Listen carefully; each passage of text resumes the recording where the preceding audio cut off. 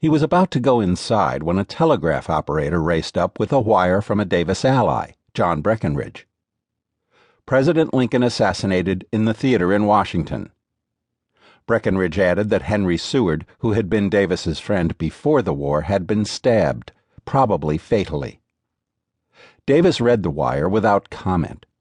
When someone shouted for him to tell them what it said, Davis responded, "Here is a very extraordinary communication," and handed it to an aide to read aloud.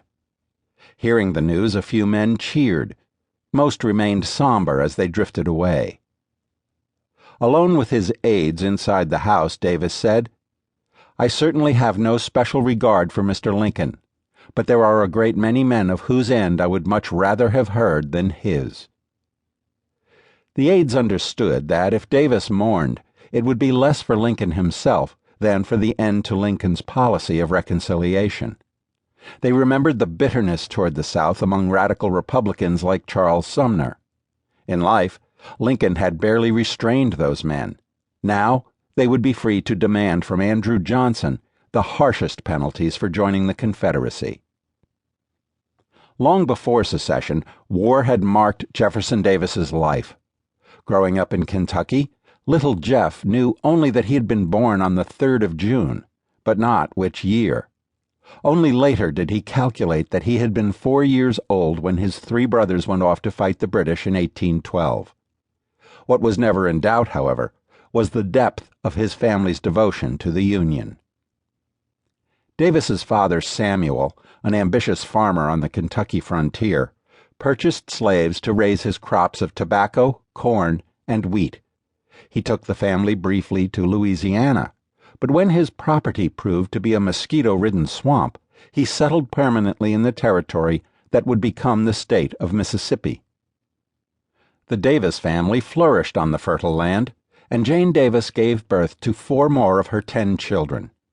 She and her husband indicated they're determined to make Jefferson their last child by giving him Finney as his middle name. At age 8, little Jeff was sent off to the St. Thomas Catholic School in Kentucky.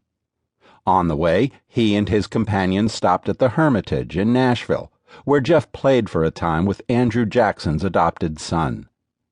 Back home as a teenager, he tried to rebel against any further studies until his father put him to work picking cotton.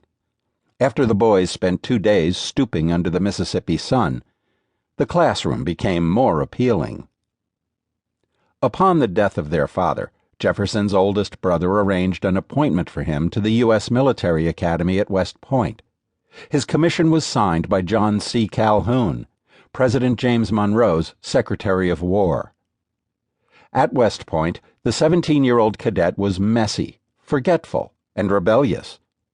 3 close friends were expelled for drinking, and Jefferson was arrested by his commanding officer after being caught at the raucous Benny Havens Tavern. Edgar Allan Poe, who arrived at West Point a few years later as another reluctant cadet, described Benny Havens as the only sanctuary from the God-forsaken academy. Poe lasted less than a year. Davis managed to scrape by and graduate, but without distinction. His low standing relegated him to a commission as a 2nd lieutenant in the infantry. He was sent off to the Michigan Territory, where he spent 7 uneventful years. Davis was accompanied by his father's slave, James Pemberton, who had been attending to him since Davis was 15. He explained that he always called Pemberton simply James, because it would have shown disrespect to give a nickname. The tedium of Army life was relieved when Colonel Zachary Taylor arrived in Wisconsin with his family to take command of Fort Crawford. Davis fell in love with one of the colonel's 3 daughters, 18-year-old Sarah.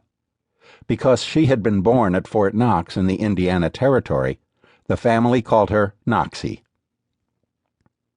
Davis soon clashed with the girl's father. It was over a trivial matter, but when Davis's pride was wounded, any slight became epical. He was talked out of challenging Taylor to a duel only after a fellow officer pointed out that dueling